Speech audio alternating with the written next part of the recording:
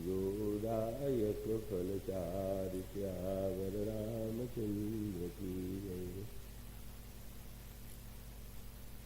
अविगत शरद ऋतु आई, लक्ष्मण देखहु परम सुहाई। फूले काश सकल वही छाई, जनु बरसा कृत प्रगट बुढ़ाई। उदित अगस्त्य पंथ जल सोखा, जिन लो वही सोखई संतोषा। सरिता सर निर्मल जल सोहा, संत हृदय जस गत मद मोहा। रस रस सूख सरित सर पानी, ममता त्याग करहि जिन जानी। जानि शरद ऋतु खंजन आए, पाई समय जिन सुकृत सुहाए। पंकजरेणु शोभ अति धरणी, नीति निपुण नृप की यति करणी। जल संकोच विकल भई दीना, अबुध कुटुंबी जिन धनहीना। जलो घन निर्मल सोह आकाशा, हरिजन इव परिहरि सब आशा। प्रभु प्रभु वृष्टि शारदी थोरी, पूय कृपाव भगति जिन मोरी। चले हरषि तज नगर नृप, तापस बनिक विकार। जिन हरि भगति पाई श्रम, सजहि आश्रमी चार।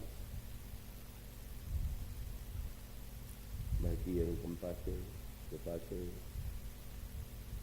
पुनः यह वर्ष अवसर मिला है कि जब छतरपुर की श्रद्धा भाव जनता के समक्ष प्रभु के गुणानुवाद की कुछ चर्चा की जा सके। 12 वर्ष से यह क्रम चल रहा है। मैं तो नहीं गणना करता हूँ, पर अभी हमारे श्रीनिवास जी, आदरणीय श्रीनिवास जी ने और श्री विनीत जी ने इसका स्मरण किया। मुझे स्मरण आता है कि जब पहली बार यहाँ कार्यक्रम के लिए मैं आ रहा था, तो संयोग यही है कि बम्बई के बाद ही, वहाँ के प्रवचन के बाद मैं यहाँ आता हूँ। तो वो लोगों ने पूछा कहाँ जा रहे हैं, तो मैंने कहा कि छतरपुर जा रहा हूँ। तो वे छतरपुर तो बड़ा ऐतिहासिक है, प्रसिद्ध है, लेकिन आज के लोग तो उससे उस इतिहास से बिल्कुल परिचित नहीं है, और बम्बई जैसे नगर में तो उसको जानने वाले नहीं।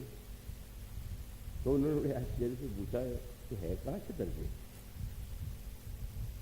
अब वो मैंने ये कहा कि भाई खजुराहो के पास है, तो लोग खजुराहो से अधिक परिचित हैं। तो होता है किसी समय के प्रवाह की कोई धारणा। फिर मुझसे लोग पूछते थे तो कोई विशेष बहुत बड़े उद्योगपति होंगे, तभी तो आयोजन छतरपुर में होता है। तो मैंने ये कहा कि भगवान की कृपा से समृद्धि है, पर वो धन की समृद्धि से अधिक उनकी जो श्रद्धा संपत्ति है, भावना की संपत्ति है, वो मुझे आकृष्ट करती है। तो अब तो पहले वर्ष की बात थी, अब तो लोग निश्चित मान लेते हैं। इच्छा तो आप बम्बई से, क्योंकि नवरात्रि में मैं बम्बई होता हूँ, तो आप छतरपुर जा रहे होंगे, तो वो प्रत्येक व्यक्ति को जैसे निश्चय सा ही हो गया।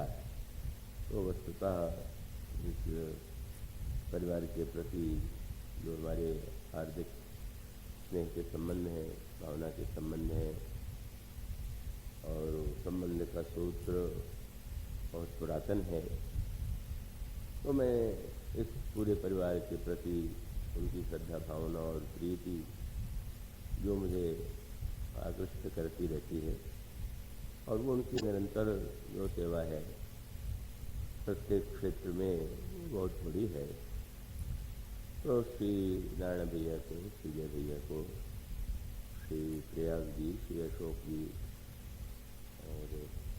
और शिव जी, इन सभी ये पूरे परिवार के जो सदस्य हैं उनके प्रति मेरी बहुत बहुत हार्दिक मंगल कामना, शुभाशीर्वाद। और आप सब लोगों के प्रति मैं बड़ा आभारी हूँ। कुछ ऐसा संयोग हुआ कि जब पहले दिन प्रवचन के लिए मैं यहाँ आया तो उपस्थिति बहुत साधारण थी। तो हमारे किसी निकटस्थ व्यक्ति ने कहा, लगता है अब यहाँ के लोग सुनते सुनते वो हो गए हैं, तो न हो तो अब 2-3 वर्षों के अंतराल से आया जाए। पर वो आप लोगों की जो उपस्थिति है, जो निरंतर आपकी श्रद्धा भावना है, उससे तो स्पष्ट ही हो गया कि ऐसी कोई बात नहीं है। क्योंकि रामायण में भी ये कहा गया है कि भगवान राम का चरित्र सुनते हुए जो अघा जाते हैं वो रस नहीं जानते। रस विशेष रामचरित जे सुनत अघाही, तो रस विशेष जाना तिन नहीं। तो अगर आप जो अघा गए होते तो यही मानना पड़ता है कि शायद आप रस विशेष के ज्ञाता नहीं है। पर वो आपकी जो उपस्थिति है, श्रद्धा भावना है, जो निरंतर बढ़ती ही गई है, वो यही सिद्ध करती है कि आप लोग तो सचमुच ही भगवत कथा के रसिक हैं और श्रोता अधिक से अधिक लाभान्वित हों, यह आकांक्षा स्वाभाविक ही होती है। तो मुझे बहुत बहुत अत्यंत संतोष और प्रसन्नता की अनुभूति हो रही है कि आप सब यहाँ एकत्र हुए और आपने भगवत कथा का श्रवण किया, उसका आनंद लिया। हमारे मुंबई से भी सुंदर सेठ जी भी आ गए और भी हमारे जबलपुर से रोहित जी, मैं थोड़ा नाम भूल जाया करता हूँ, शिष्यों से पूछ लेता हूँ। तो वो तो एक ऐसे अनेक लोग हैं कि जो बाहर से भी आए और अनेक अधिकारी, सामान्य वर्ग, सभी श्रेष्ठ और मध्यम या जो भी भौतिक अर्थों में होते हैं वो सभी आनंद लेते रहे। ये राम कथा की विशेषता है। हमारे श्रीवास जी ने, वो बड़े विद्वान हैं, साहित्यिक हैं। प्रथम दिन भी और आज भी उन्होंने जिस साहित्यिक भावनात्मक भाषा में मुझे धन्यवाद दिया है, उसके लिए मैं उनका आभारी हूँ। और विनीत जी तो परिकर में ही हैं, वो कथा का संक्षेप भी नित्य समाचार पत्रों के माध्यम से दूर तक पहुँचा रहे हैं। तो उन सब के प्रति मेरी हार्दिक मंगल कामना, आप सब लोगों के प्रति, समस्त देवियों के प्रति। और ये अच्छा इसलिए बड़ा संतोष हुआ कि अन्य वर्षों में देवियों को बहुत दूर बैठा दिया जाता था, तो शायद डर ये लगता होगा कि कहीं बातचीत करके व्यवधान न करें, पर उन्होंने सिद्ध कर दिया कि ऐसा कुछ नहीं है। वो निकट आकर के पूरे रस का पान करती रही, स्वयं सुना और सुनने में सहयोगी बनी। तो इन सब के प्रति मेरी बहुत बहुत हार्दिक मंगल कामना है। जो प्रसंग इस बार चुना गया और चुना भी क्या गया, सच बात तो यह है कि जब तक मंच पर मैं आके बैठा था तभी प्रसंग नहीं चुना जा सका। कई प्रसंग आए लेकिन कुछ समझ में नहीं आ रहा था, तो मैं निश्चिंत ही था। जब नहीं चुना जा रहा है तो कहलाने वाला वो तो वस्तुतः प्रभु हैं, तो वो जो चुनेंगे, जो कहना कहलाना चाहेंगे वो करेंगे। तो संयोग था कि वो शरद पूर्णिमा की तिथि थी और अचानक उसी की ओर ध्यान चला गया और शरद ऋतु के इस वर्णन को केंद्र बनाया गया। समस्त ऋतुओं में प्रभु को 2 रूप ऋतुएं अत्यंत प्रिय हैं, वसंत और शरद। बसंत में प्रभु का प्रादुर्भाव हुआ और उसके पश्चात एक बड़ी अद्भुत सी बात है कि भगवान श्री राम का विवाह तो शरद ऋतु के पश्चात ही संपन्न हुआ, उसमें भी शरद ऋतु जुड़ी हुई है। पर वहाँ गोस्वामी जी ने एक अद्भुत काव्यमयी कल्पना की कि शरद भी था वहाँ और बसंत भी था। जब भगवान राम वाटिका में जाते हैं तो वो शरद पूर्णिमा की ही तिथि थी। ये बड़े महत्व की बात है। तो भगवान श्री राम का विवाह अगहन मास में हुआ। रामायण में संकेत है, हिमऋतु अगहन मास सुहावा। और बारात जो है बहुत पहले से ही आकर के मिथिला में प्रथम बारात लगन ते आई, ताते पुर प्रमोद अधिकाई।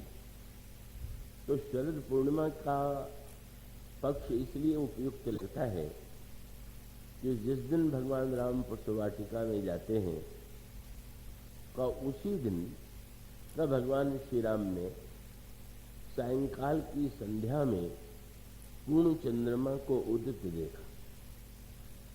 तो बड़ी स्वाभाविक सी बात है कि पूर्ण चंद्रमा संध्या के समय तो पूर्णिमा को ही और बारात अगहन में आ गई, तो इससे यही उपयुक्त प्रतीत होता है कि वो शरद पूर्णिमा का ही दिन था। बड़ा अद्भुत संयोग। बहिरंग अर्थों में शरद पूर्णिमा को भगवान श्री राम और श्री सीता जी ने एक दूसरे को देखा भौतिक जगत में, लीला में, और दोनों के दिव्य अनुराग का, दिव्य स्नेह का, दिव्य प्रीति का वर्णन किया गया। पर जब प्रभु श्री लक्ष्मण के साथ वाटिका में जाते तो उन्होंने एक अद्भुत बात कही। उन्होंने ये कहा कि वाटिका में तो वसंत है। बड़ा विचित्र लगा। जब शरद है तो वाटिका में बसंत है, तो वसंत ऋतु तो इस समय नहीं हो सकती है। तो गोस्वामी जी ने बड़ी भावमयी भाषा में लिखा कि हाँ, बसंत ऋतु तो 2 ही मास के लिए सर्वत्र आती है, लेकिन बसंत ऋतु जब कभी श्री किशोरी जी के प्राकट्य के बाद मिथिला में आई तो बसंत ऋतु को यह आशा थी कि मिथिला का की जो वाटिका है, मैं जब उसमें प्रवेश करूंगी तभी तो चारों ओर वसंत के पुष्प बसंत में जैसा होता है वो खिलेंगे। पर आश्चर्य हुआ बसंत ऋतु को कि बिना उसके आए ही उस दिव्य वाटिका में इतना विलक्षण दृश्य उसे लगा कि वो स्वामी जी ने लिखा कि उसने निर्णय किया कि अब तो मैं यहीं पर रह जाऊं। वो स्वामी जी कहते हैं, भूप बाग बर देखे जाई, जहां बसंत ऋतु रही लुभाई। शरद में बसंत कैसे? बोले अब बसंत ऋतु जब रह गई है तो यह तो 12 महीने का ही बसंत है। तो शरद और वसंत का ये जो मिलन है, ये विवाह का अद्भुत प्रसंग है। इसमें काव्य भी है, दर्शन भी है और भावना का, रस का भी अद्भुत तत्व है।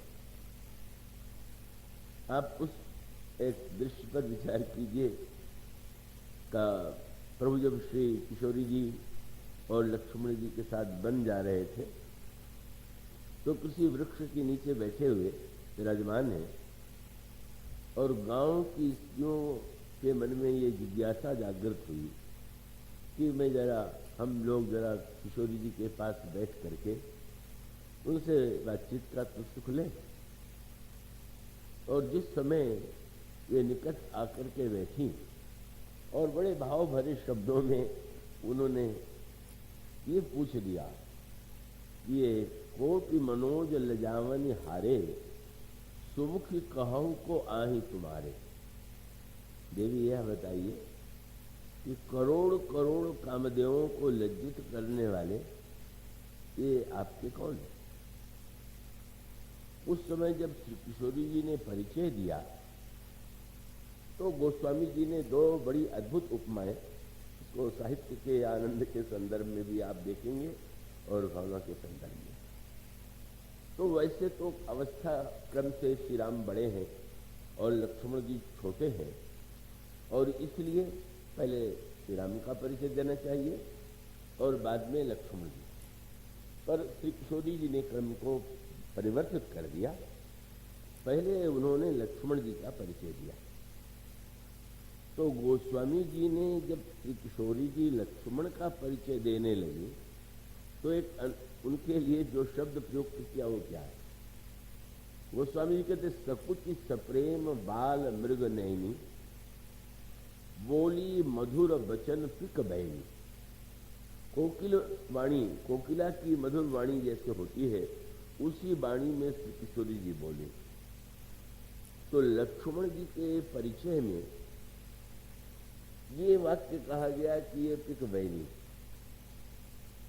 भगवान राम का परिचय तो वाणी से दिया नहीं, और भगवान राम का परिचय जब वाणी से नहीं दिया तो नेत्र से दिया। तो नेत्र की उपमा गोस्वामी जी ने पूरे रामायण में वही एक प्रसंग है जिस शब्द का प्रयोग किया।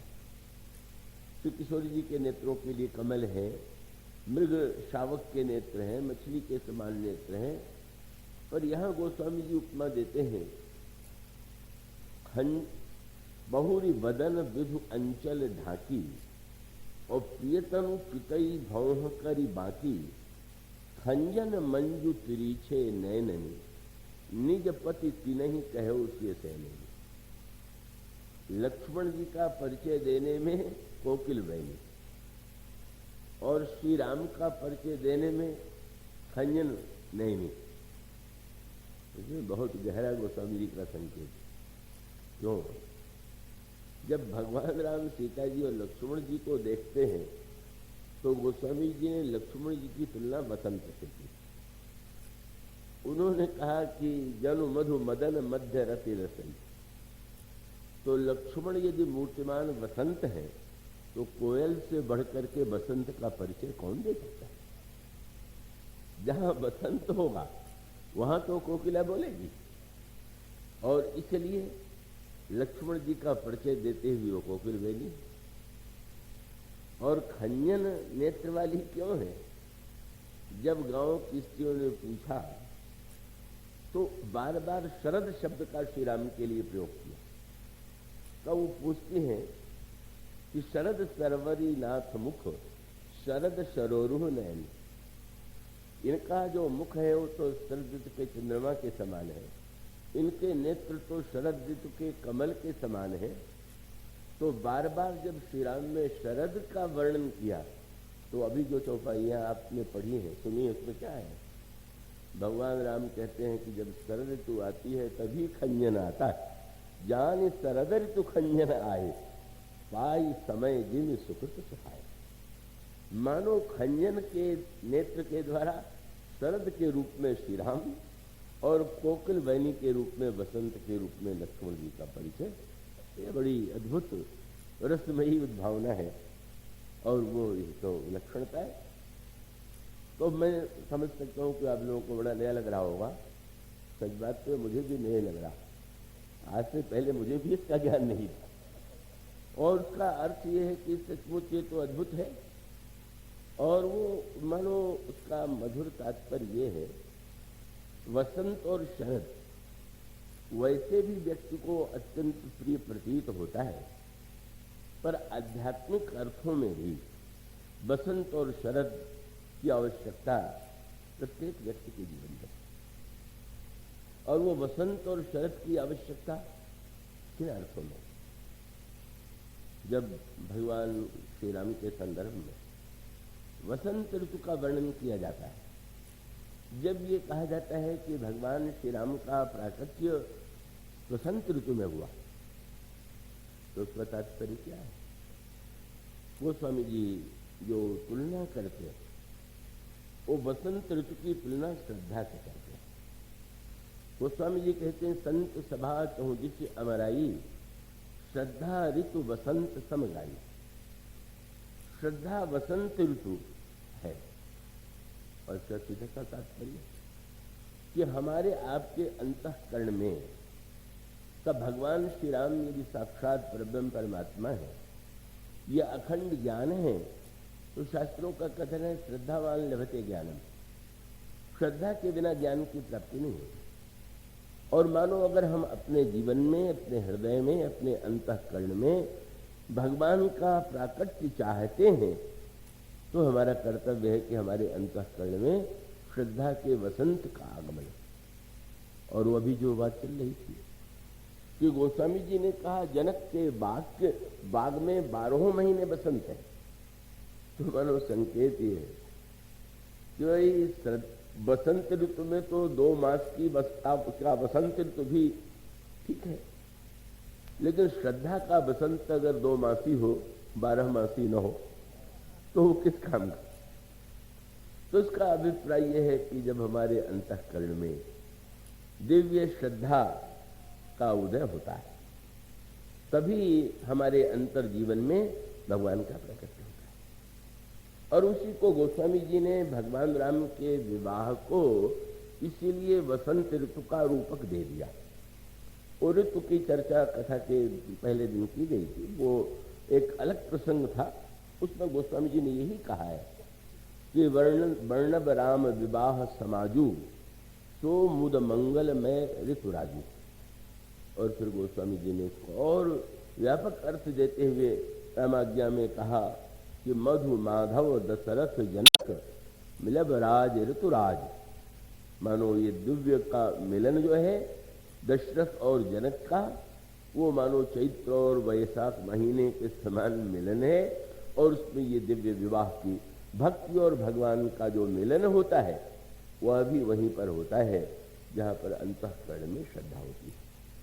पर शरद ऋतु का अभिप्राय यह है कि जब तक हमारे अंतःकरण में निर्मलता नहीं होगी, भगवान घोषित कर चुके, भगवान ने श्रीमुख से कहा कि मुझे पाने का तो एक ही उपाय है, निर्मल मन जन सो मोहि पावा, मोहि कपट छल छिद्र न भावा।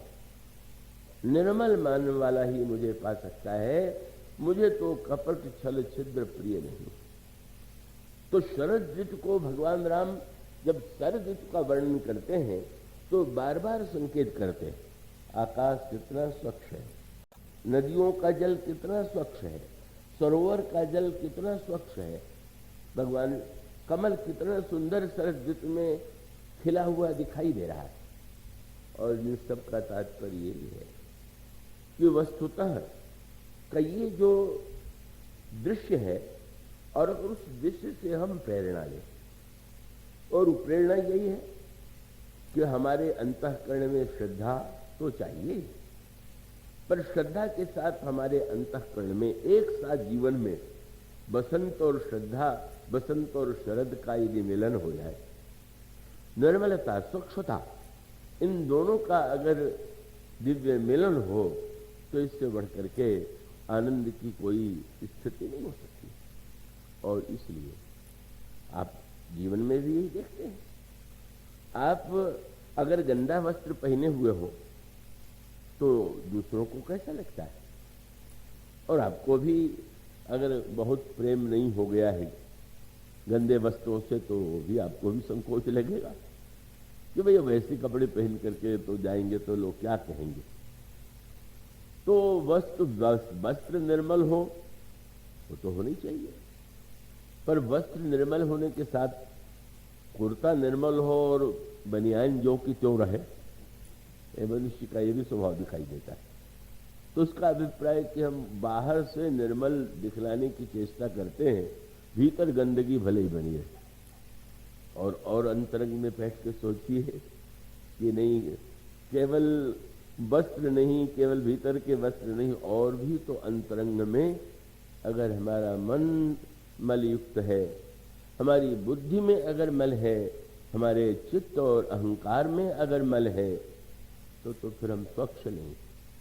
और जैसे मलिनता के द्वारा वो अनेक रोग उत्पन्न होते हैं, इसी प्रकार से जब हमारा आपका मन मलिन होता है, जब बुद्धि में मलिनता आती है, जब हमारा अहंकार मलिन होता है, जब हमारा चित्त मलिन होता है, तब इन सब की मलिनता का बड़ा विस्तृत विवेचन हो सकता है। इसका अभिप्राय ये है कि अहंकार होना अच्छा है कि बुरा। मन बुद्धि के संदर्भ में पिछले दिनों चर्चा की जा चुकी है। अहंकार तो जीव का धर्म है, जीव की जो व्याख्या की गई वो यही कह करके की गई कि हर्ष विषाद ज्ञान अज्ञाना जीव धर्म अहिमित अभिमान। ये जो हर्ष है, विषाद है, ज्ञान है और अज्ञान है और अभिमान जो है, ये तो जीव का धर्म है। और इसका अर्थ क्या हुआ? मलिनता का अर्थ क्या हुआ? अगर ये जीव का धर्म है तो मलिनता का अभिप्राय क्या? और इसके लिए प्रभु ने वर्षा के और शरद के माध्यम से एक संकेत किया, और वो संकेत यही था, प्रभु ने यही कहा कि आकाश में बादल आए। बादल में जो जल है वो परम स्वच्छ है, किंतु जब वो आकाश से जल पृथ्वी पर गिरता है तो भूमि का स्पर्श होते ही कितना मलिन हो जाता है, कितना गंदा हो जाता है। भगवान राम ने इसको एक दार्शनिक रूप दिया। समुद्र से जल लेकर के मेघ आया, मेघ ने जल बरसाया और उसके बाद फिर जल गंदा हुआ, पर बाद में वो नदियों में गया और नदियों आदि से होता हुआ फिर समुद्र में जाके समा गया। इसको प्रभु ने रूप दिया। वस्तुतः हम लोगों के जीवन में अभिमान किस वस्तु का है? हम किसी न किसी प्रकार से या तो धन का अभिमान या पद का अभिमान या बुद्धि का अभिमान, और इन अभिमानों के माध्यम से हम अपने आप को, अभिमान को मलिन बना लेते हैं। मानो उसको अगर साहित्यिक अर्थों में देखें तो समुद्र में रहने वाले जल बिंदुओं को ये लगा कि हमारा तो कोई परिचय ही नहीं है, जो देखो वो कहता है समुद्र समुद्र समुद्र। और तब उन्होंने कहा कि यार हम कहाँ नीचे पड़े हैं, ऊपर उठेंगे। और तब सूर्य के माध्यम से, ये मानो जीव का कर्म है, और उसके माध्यम से बादल बन करके जल बिंदु जो है आकाश में चले गए, और लगने लगा कि हम कितने ऊपर उठ गए, समुद्र तो नीचे है। लेकिन वहां जाने पर जब इधर उधर चक्कर काटना पड़ा, चारों ओर से बादलों का, वायु का झोंका आया, तो लगा कि अब वो हमारी स्थिति नहीं रह गई, हमें तो इस विशाल आकाश में जहां तहां चक्कर ही काटते रहना। और उसके बाद जब वो नीचे गिरा, मानो भगवान का संकेत है, ब्रह्म है समुद्र, और जल के जो बिंदु है वह मानो है जीव, और समुद्र में जल है तो समुद्र के समान ही। लेकिन जीव मानो अपने एक वासना के कर्म के अभिमान से वो जीव के रूप में अपना परिचय दे रहा। जल स्वच्छ है, लेकिन भगवान राम ने कहा, लक्ष्मण देखो आकाश में कितना जल स्वच्छ था और भूमि पर गिरते ही कितना मलिन दिखाई देने लगा। लक्ष्मण जी ने पूछा प्रभु का तात्पर्य, प्रभु उसका संकेत क्या है? प्रभु ने यही कहा कि इसका अर्थ ये है कि भूमि परत भा ढाबर पानी और जिम जीव ही माया लपटानी। तो जैसे जीव जो है भूमि के रूप में माया में पड़ गया हो और वो मलिन हो गया हो, तो मानो यह जो मलिनता है, ईश्वर अंश जीव अविनाशी चेतन अमल सहज सुख राशि। ईश्वर, जीव तो ईश्वर का अंश है, और जैसे ईश्वर निर्मल है उसी प्रकार से जीव निर्मल है। पर वह निर्मल जीव अपने आप को सीमाओं में बांध करके अपने आप को मलिन बना रहा है, और माया, जीव ही माया लपटानी माने, उसका सूत्र भी मिलेगा। प्रभु से लक्ष्मण जी ने पूछा कि प्रभु माया माया लोग कहते माया क्या है? और प्रभु ने कहा, मैं और मोर तोर पे माया। अभिमान को हम लोगों में सीमाओं में बांध दिया, और उस एक अभिमान का दूसरे अभिमान से उन दोनों की टकराहट हो रही। प्रत्येक व्यक्ति का मैं दूसरे के मैं से टकरा रहा। सारा संघर्ष किस बात का है? सारा झगड़ा किस बात का है?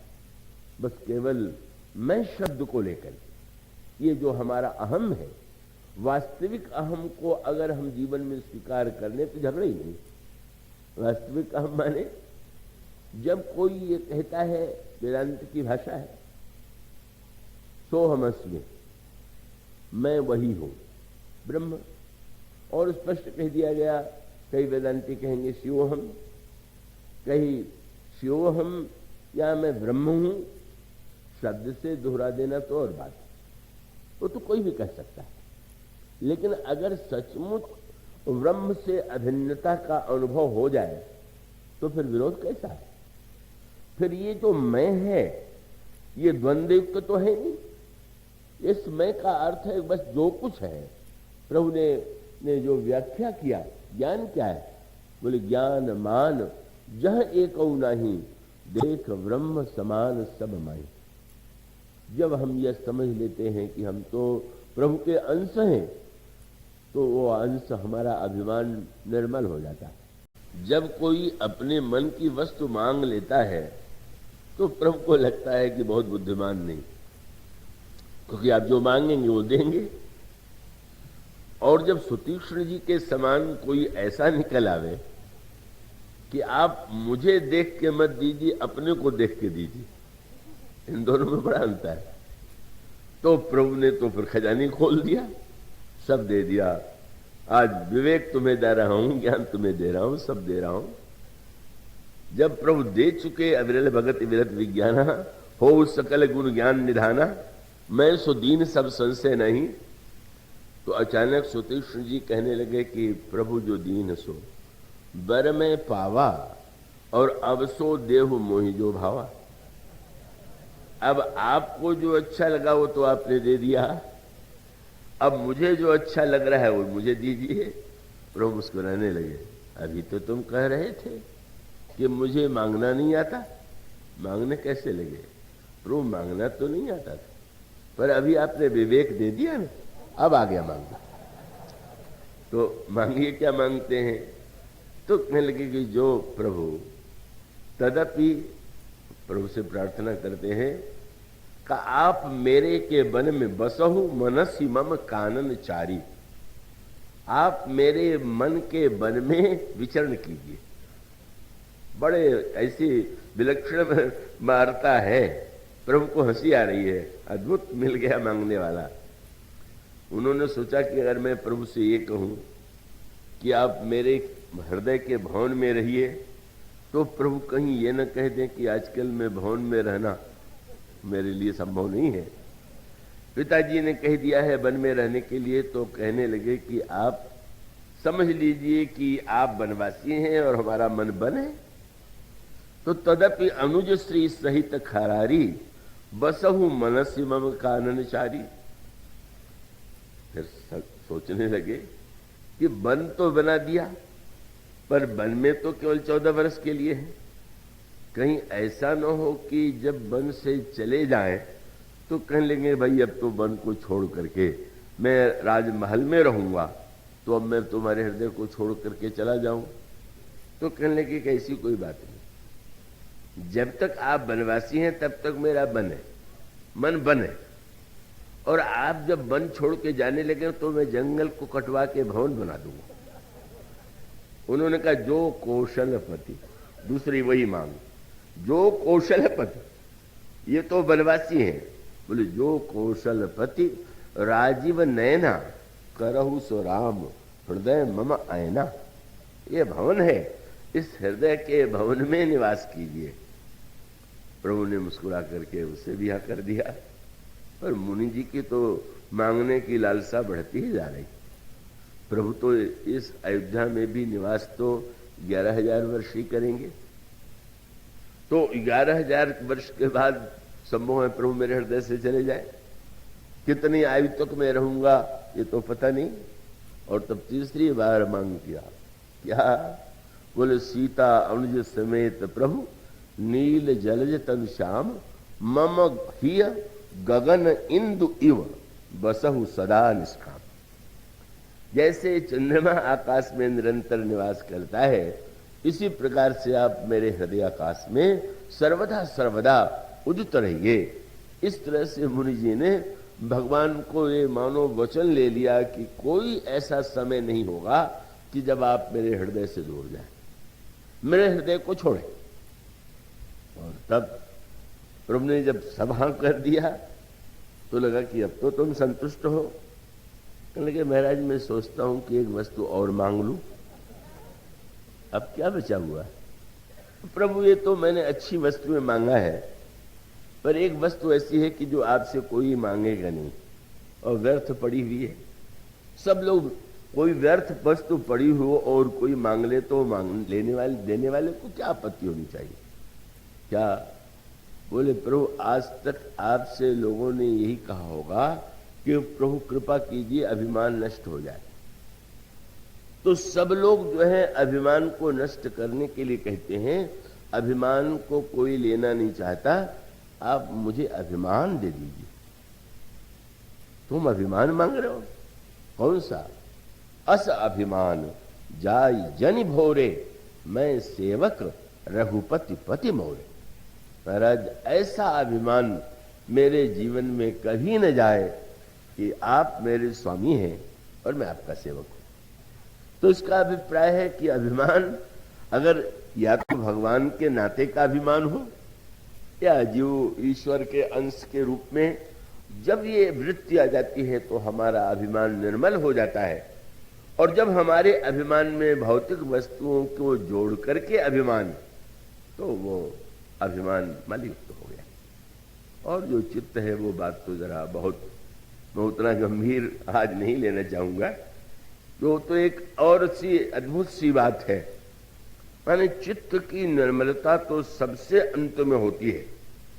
और ये चित्त की निर्मलता की जब स्थिति आ जाती है तब वो समाधि की स्थिति होती है। और उसको दृष्टांत के रूप में थोड़ा सा मैं 2-4 वाक्यों में आपके सामने स्पष्ट करने की चेष्टा करूं कि जब मल के निवारण की बात आई तो काकभूषुंडी जी ने बड़ी सुंदर बात की।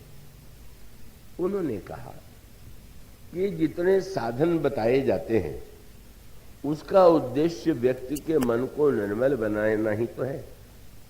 आप तीर्थ यात्रा करते हैं क्यों? दान देते हैं क्यों? पूजा करते हैं क्यों? व्रत करते हैं क्यों? कई सब का सब जो है मनुष्य का मन शुद्ध हो, इसीलिए शास्त्रों ने अनेक उपाय बताए हुए। तीर्थाटन साधन समुनाई, योग विराग ज्ञान निपुणाई, ये सब साधन हैं। किंतु 2-3 बातें बड़े महत्व की हैं। जल से स्वच्छता तो प्राप्त होती है, पर प्रश्न तो यह है कि जल स्वच्छ भी है कि नहीं। अगर जल ही स्वच्छ नहीं है तो काकभूषुंडी जी कहते हैं कि छूटई मल की मलही के धोए और घृत की पाव को बारी बिलोए। आप रामायण में बड़ी मीठी बात कही गई, विचार मथानी। और उसका अर्थ है कि कोई भी काम कीजिए तो जैसे मथानी से जब आप मंथन करते हैं तभी दही से मक्खन निकलता है, इसी प्रकार से मुझता मत है विचार मथानी। पर अगर विचार मथानी है तो लगता है कि रावण भी बड़ा विचारक है। रावण हृदय विचारा। और इतना ही नहीं, जब भगवान शंकर की बात न समझ आने के बाद सती जी चली तो सती जी से शंकर जी ने कह दिया क्या? बोले जैसे मिटे मोह भ्रम विवेक विचारी, विचार करके तब करना। और सती जी ने पुनि पुनि हृदय विचार करी। तो विचार तो सती जी भी करती, विचार तो रावण भी करता है, किंतु उनका विचार कल्याणकारी क्यों नहीं हुआ? और उसका उत्तर यह है कि भाई मथानी के द्वारा मक्खन निकलेगा अगर दही में मथानी चलावे और पानी भर के घड़े में रख लें और दिन भर मथते ही रहें। यही बात काकभूषुंडी जी ने कही कि छूटई मल की मलही के धोए और घृत की पाव को बारी बिलोए। आप पानी को, आपके अंतःकरण में पहले दधि का निर्माण नहीं हुआ और लगे मैं तो विचार कर रहा हूं, मैं तो सोच, बहुत से लोग विचार बहुत करते हैं, तो रावण की तरह विचार करना, वो तो और सती जी के तरह विचार करना, उसकी भी कोई सार्थकता नहीं। तो मानो संकेत यह है कि अब हमारी समस्या ये कि काकभूषुंड जी कहते हैं कि इन साधनों में अगर निर्मलता हो तो उन साधनों के द्वारा हम पवित्र हो जाएंगे। लेकिन मुख्य समस्या यही कि निर्मलता तो नहीं रह जाती। आप तीर्थ यात्रा में जाते हैं, वहां ऐसा व्यवहार आपको देखने को मिलता है, वहां ऐसा वातावरण दिखता है कि वहां जाकर के मन में अनेक प्रकार की ऐसी बातें उत्पन्न हो जाती हैं। ऐसा लगने लगता है कि कहाँ इस तीर्थ का इतना नाम सुना था, इतनी महिमा सुनी थी, इतना लूट खटोस है, ये क्या है। कभी हम चिढ़ते हैं, कभी क्रोध करते हैं। तो इसका अभिप्राय है कि प्रत्येक साधन के साथ कि उस साधन का जो जल है उस स्वयं उसमें कोई न कोई मलिनता मिलेगी। आप व्रत करते हैं, व्रत भी अंतःकरण को शुद्ध करने के लिए किया जाता है कि जिससे हमारा संयम जीवा पर या स्वाद पर हम विजय प्राप्त करें, यही तो उसका उद्देश्य है।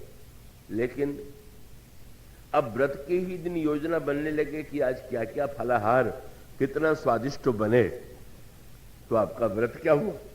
उससे तो अच्छा आपका भोजन ही था। और मान लीजिए एक दिन आप व्रत रह करके बड़े गर्व से, एक सज्जन ने दूसरे सज्जन से पूछा, आप आज व्रत नहीं, आज तो एकादशी है। मैं तो एकादशी का व्रत रहता हूं। मानो एकादशी का व्रत रह करके इतना अभिमान बढ़ गया कि शायद मैं दूसरों से बहुत ऊंचा हूं।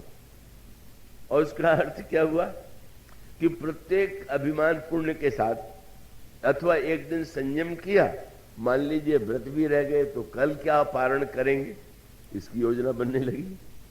मानो प्रत्येक साधन के साथ कुछ न कुछ ऐसी बातें जुड़ गई हैं कि जिससे लगता है कि जल स्वच्छ नहीं। जल है पर जल में स्वच्छता नहीं है। कहीं पर दान में है तो अभिमान है, या पुण्य में है अभिमान है। अभिमान तो सारे सत्कर्मों के साथ जुड़े हुआ है। और तब काकभूषुंड जी से पूछा गया, तो इस निर्मलता के लिए जल कौन सा है?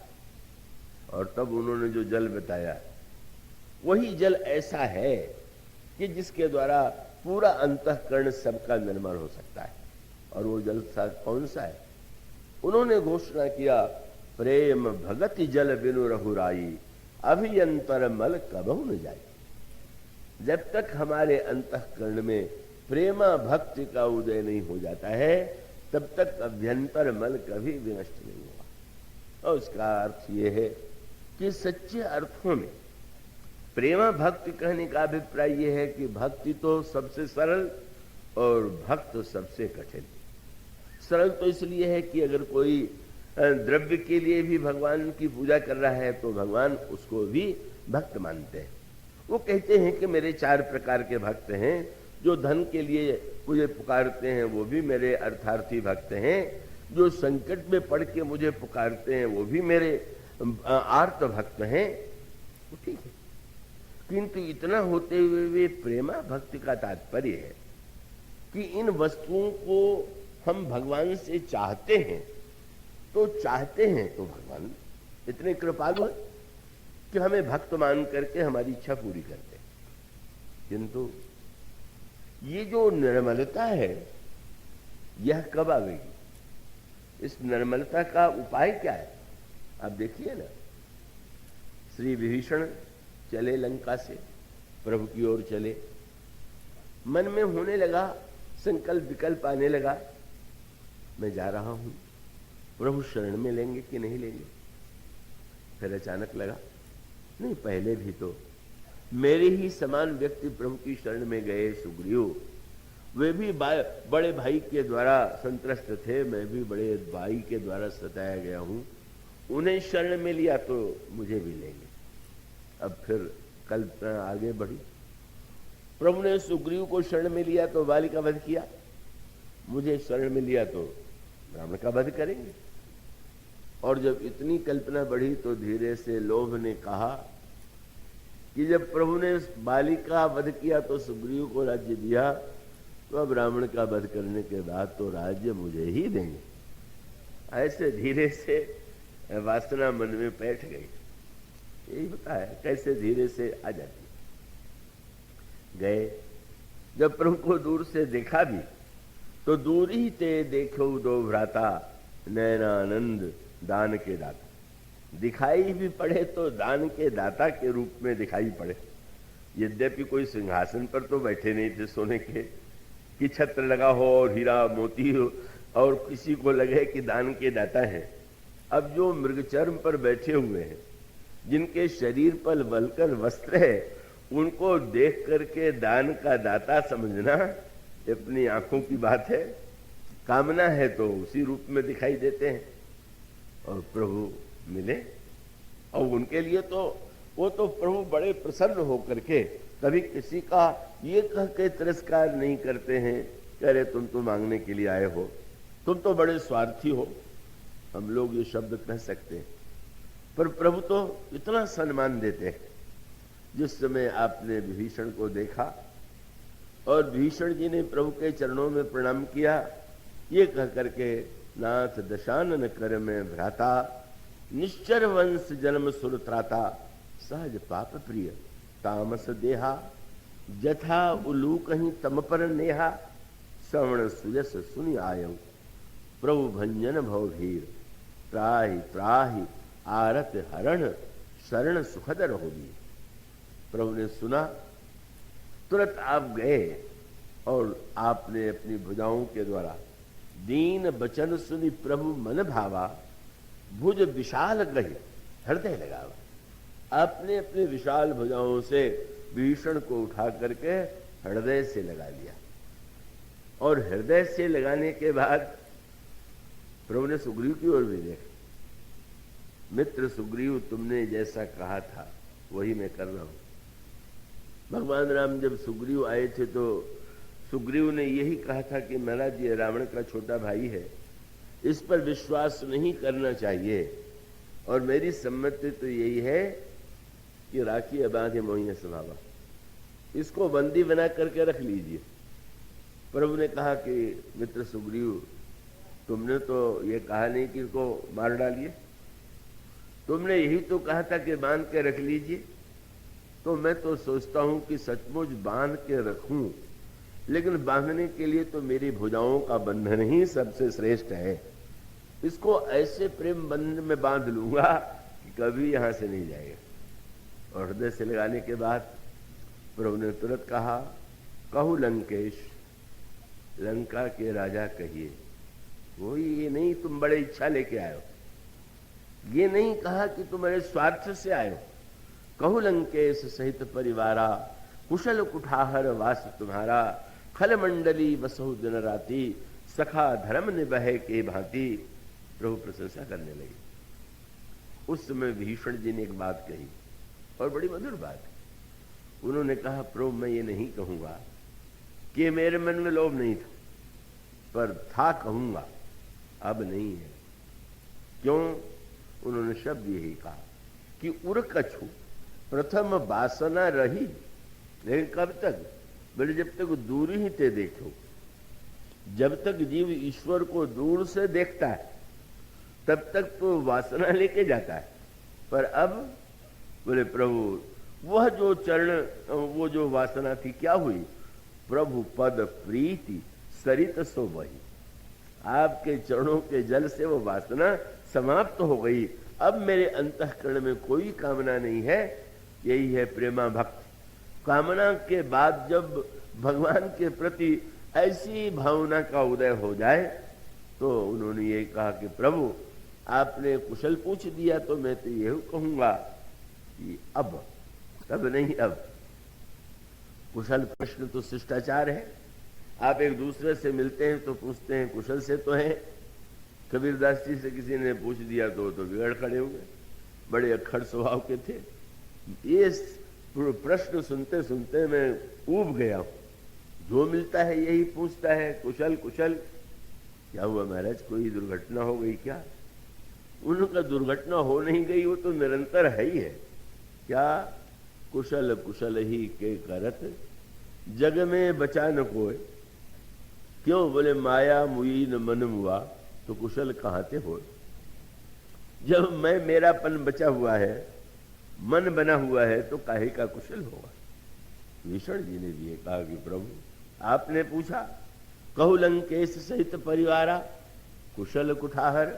बोले अब पद देख, कुशल रहुराया, जो तुम कीन जान जन दाया। तब लगी कुशल न जीव कह, सपन हूं मन विश्राम। जब लगी भजत न राम कह, शोक धाम तज काम। और तब बोले तब लगी हृदय बसत खल नाना, लोभ मोह मच्छर मद माना। जब लगी हिय न बसत रघुनाथा, धरे चाप साय कटिवा था। प्रभु मेरे अंतःकरण में सब कुछ रहा हो, लेकिन आप जब हृदय से लगा लें, स्वयं हृदय में आज मेरे हृदय में कोई वासना नहीं है, कोई इच्छा नहीं है, बस आपके चरणों को छोड़ करके। हाँ, ये प्रभु बड़े उदार हैं। प्रभु ने कहा तुम्हारे मन में इच्छा नहीं, पर मेरे मन में तो है भाई। क्या? बोले मैं तो तुम्हें राज्य दूंगा, तुम्हें इच्छा भले ही ना हो, जतप सखा तब इच्छा नहीं, लेकिन मम दर्शन अमोघ जगमाई। मित्र तुम जरूर राज्य ले लो। क्यों? अपने लिए नहीं, मेरा यश बचाने के लिए। मेरे लिए बहुत प्रचार हो गया है कि इनका दर्शन हो तो अवश्य देते। अब मैं तुम्हें कुछ नहीं दूंगा तो मेरा तो नाम डूब जाएगा। तुम कृपा करके स्वीकार कर लो। भगवान कितने उदार हैं, कितने संसार में मांगने वाले के प्रति हमारे मन में बार बार मांगे तो अनास्था हो जाती है, लेकिन प्रभु इतने उदार हैं कि नहीं। कब वो कहते हैं कि तुम तो लंकेश के रूप में राज्य करो। मानो संकेत यह है कि हमारे अंतःकरण के जो दोष हैं उनका निराकरण करने के लिए अगर हमारे हृदय में प्रेमा भक्ति का उदय हो जाए, भक्ति के द्वारा हम उस दिशा में बढ़ें और अंत में हमारी भक्ति केवल भौतिक कामनाओं से प्रेरित न होकर के जब वो प्रेम भक्ति का रूप ग्रहण कर लेती है, तो हमारे अंतर मन में कहीं मल रह ही नहीं जाता है, दोष रह ही नहीं जाता है। और इसलिए चित्त की बात केवल इतना ही कहूंगा कि भाई आप साबुन के द्वारा कपड़ा धोइए, लेकिन साबुन के द्वारा मल निकल जाने के बाद भी आपको एक काम करना पड़ता है। क्या? साबुन से मैल निकल गई, किंतु जल के द्वारा साबुन को भी धो डालिए। बड़े महत्व की बात हो गई। आपने साबुन लगाया, कपड़े का मल दूर हो गया, तो क्या आप कपड़े को ऐसे टांग देंगे क्या कि सूख जाए हम पहन लें? साबुन लगा कपड़ा पहने तो बड़ा कष्ट हो। पहले साबुन से मल को धोइए और बाद में साबुन को की स्वच्छता को भी का आप शुद्ध जल से धो दीजिए। और इसका अभिप्राय ये है कि पहले हम जिन साधनों के द्वारा अपने को स्वच्छ बनाते हैं, उसके बाद भी हम कहीं बड़े सत्संगी हैं, बड़े भक्त हैं, ये वृत्ति भी शेष न रह जाए, तब कहीं जाकर के समग्र निर्मलता का उदय होता है। ये निर्मलता प्रभु को अत्यंत प्रिय है और वो निर्मलता स्वयं हम जीवन में लाने की चेष्टा करें, संत सदगुरु के माध्यम से पाने की चेष्टा करें। और सबसे बड़ी बात तो ये है कि भगवान ने निर्मल मन जन सो मही पावा। तो मानो गोस्वामी जी ने बड़ी मीठी बात कही, कोई बच्चा गंदे कपड़े में पिता की गोद में जाए तो पिता को संकोच लगता है, क्या होगा, कैसा ये बच्चा गंदे कपड़े में आ गया। और तब बच्चा तो कहाँ जाएगा? माँ के पास जाएगा। और माँ और बेटे का संबंध ऐसा है कि बच्चे को गंदा देख करके कोई बच्चे को दोष नहीं देता, यही कहता है इसकी माँ बड़ी गंदी। और तब गोस्वामी जी ने किशोरी जी के चरणों को पकड़ लिया। वो तो कह रहे हैं कि निर्मल मनजर सो मही पावा, पर ये निर्मल बनाना तो आपकी कृपा से ही संभव है। आप कृपा करके इस बालक को स्वच्छ बना दें। साधन है तो साधन कीजिए, और असमर्थता है तो व्याकुल होकर के गोस्वामी जी ने यही कहा कि प्रभु आप भले ही स्वीकार कर लें, पर अगर मेरे जीवन में दोष होंगे तो आपकी भक्ति पर कलंक लगेगा।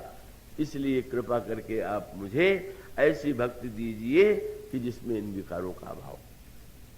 तो अनंत कथा, और उस अनंत कथा को तो कभी पूरा कर सकना किसी के लिए संभव नहीं हुआ, और मेरे लिए तो कोई बात ही नहीं है, क्योंकि मैंने कहा वो कोई ऐसी बात नहीं है कि सचमुच मैं कविता के रूप में या नम्रता के रूप में कह देता हूं कि मैं नहीं बोलता हूं। वो सचमुच ही है कि मुझे तो ये पता भी नहीं होता क्या बोला जाएगा, कैसे बोला जाएगा। एक वक्ता ने मुझसे पूछा, अच्छा ये बताइए कि बोलने जाने के पहले क्या करना चाहिए? तो मैंने कहा कि अध्ययन करो पुस्तकों का, ग्रंथ। वो मेरे पास 2-3 दिन रहे थे, बोले मैंने तो आपको दिन भर में कभी अध्ययन करते नहीं देखा। तो मैंने कहा मेरी भूल मत दोहराना, मैं तो यही कहूंगा चुप जाके बैठ जाओ मंच पर और जो बुलवा में वो बोलो। उसने यही कहा कि लो सत्यानाश करने पर तुले हुए, बिना सोचे जाके बैठ जाएंगे। मानो सचमुच ये लगता है कि बिना हमारे प्रयास के, प्रयास भी महत्वपूर्ण है, प्रयास का मार्ग ही सबके लिए है, पर मैंने तो उस मार्ग का अनुभव नहीं किया। और जैसा मैंने कहा, हमारे मैत्री शर्ट जी ने एक दिन कह दिया कि यहाँ तो बम्बई से भी श्रेष्ठ कथा हो रही है। मैंने कहा मेरे बस में तो कुछ नहीं है। अब बम्बई में वो जो कहलावे, छतरपुर में कहलावे, वो तो कहलाने वाला जाने। अगर यहाँ के लोगों को उन्होंने ज्यादा अधिकारी मान लिया तो मैं कौन होता हूँ उसमें रोकने वाला। तो भाई ये प्रभु की कृपा से ये आनंददायक उत्सव, और उत्सव तो कभी कभी विराम उसका होता ही है। तो आज मैं इस प्रसंग में आप सब लोगों के प्रति मंगल कामना करता हुआ, आशीर्वाद देता हुआ, और नारायण भैया, जय भैया और समस्त जो बंधु हैं वो सबको मैं आशीर्वाद, पूरे परिवार को इन शब्दों के साथ, जा सुनाम भव भेषज हरण घोर त्रयशूल, सो कृपालु मोहितो पर रहु सदा अनुकूल, सियावर रामचंद्र। अब श्री रामायण जी की आरती होगी और आप लोग कृपया आरती में सम्मिलित होने के पश्चात ही पधारेंगे। श्री रामायण जी की आरती रहे।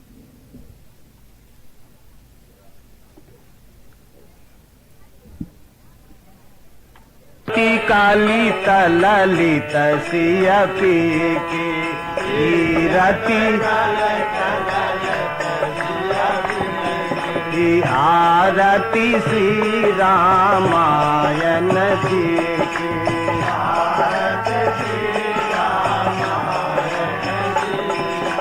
गावत ब्रह्मादिक मुनि नारद, गावत ब्रह्मादिक मुनि नारद, बाल्मीक विज्ञान विशारद, बाल्मीक विज्ञान विशारद, सुख सनकादि शेष मुनि सारद,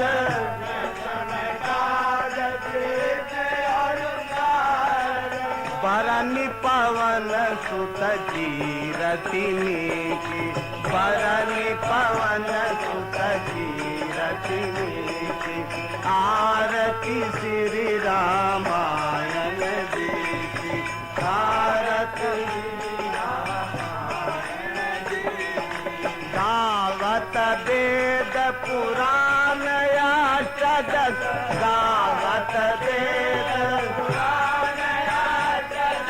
छवो शास्त्र सब ग्रंथन को रख, छवो शास्त्र मुनि जन धन संतन को सर्वत,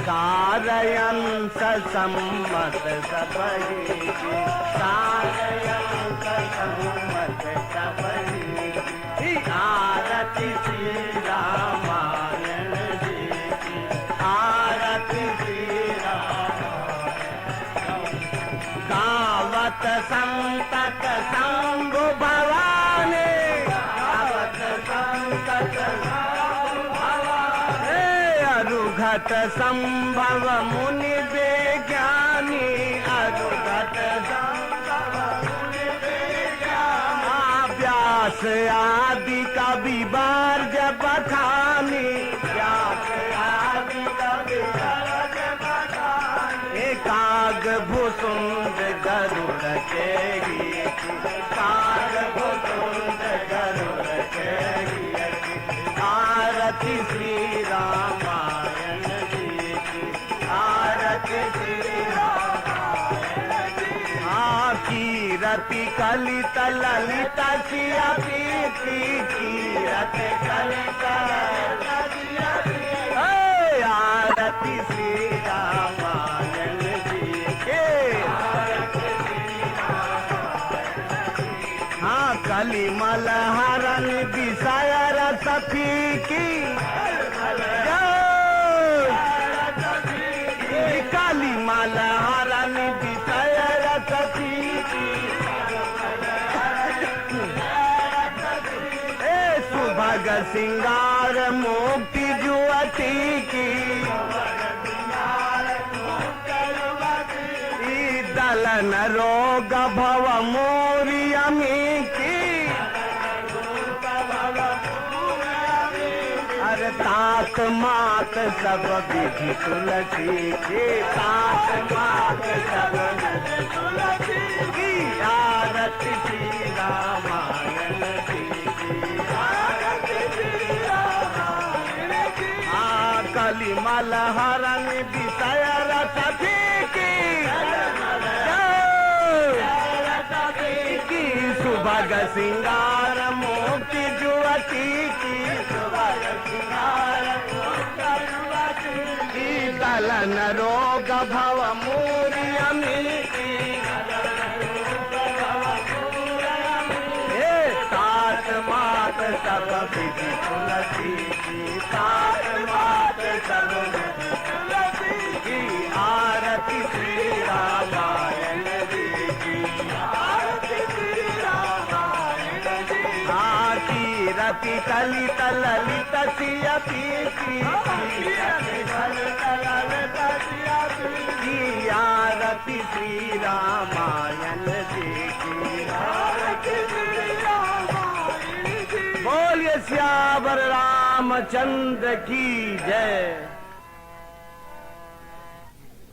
तारं भुजगेन्द्रहारं सदा वसन्तं हृदयारविन्दे भवं भवानी सहितं नमामि लोकाभिरामं रणरङ्गवीरं राजीवनेत्रं रघुवंशनाथं कारुण्यरूपं करुणाकरं श्रीरामचन्द्रं शरणं प्रपद्ये मनोजवं मारुततुल्यवेगं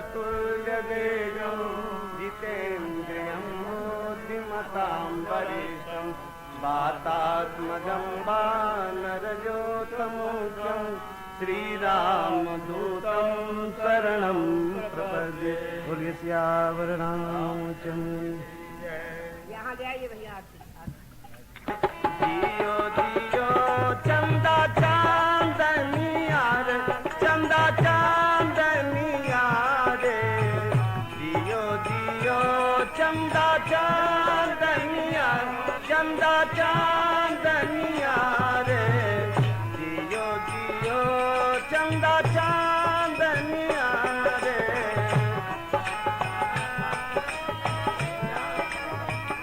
जियो जियो जियो बरस करोरी जियो जियो जियो बरस करोरी जब लो चांद सूरज की अंजोरी जब लो चांद सूरज की नित नवरस बरसावनिया रे नित नवरस बरसावनिया रे जियो जियो चंदा चांदनिया रे जियो जियो जियो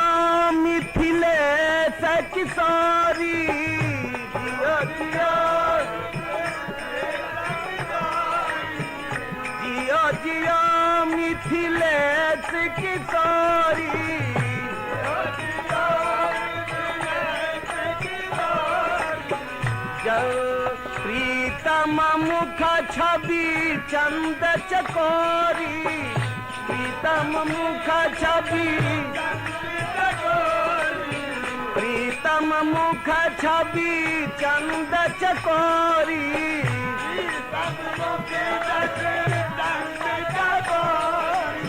प्रीतम मुख छवि चंद चकोरी,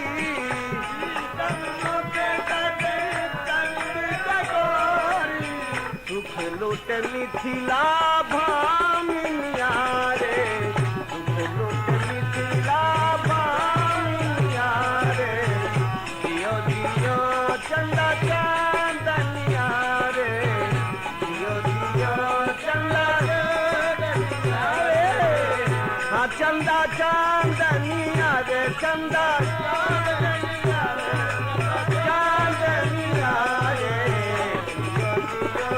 चंदा चांदनिया रे,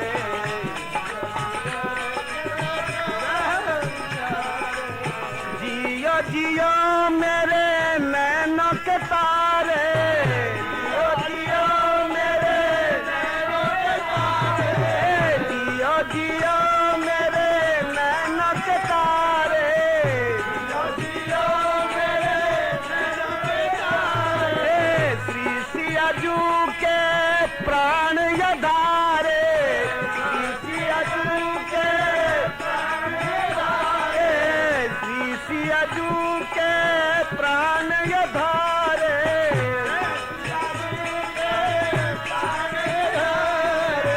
मन भावन यारे, मन भावन यारे, मन भावन यारे, मन भावन यारे, जियो जियो चंदा चांदनिया रे, हाँ चंदा चांदनिया रे, चंदा चांद, हाँ चंदा चांदनिया रे, चंदा चांदनिया रे, जियो जियो चंदा चांदनिया रे, जियो जियो चंदा चांदनिया रे, जियो जियो चंदा चांदनिया रे, बोले श्यावर रामचंद्र की जय। हाँ? श्री राम जय जय।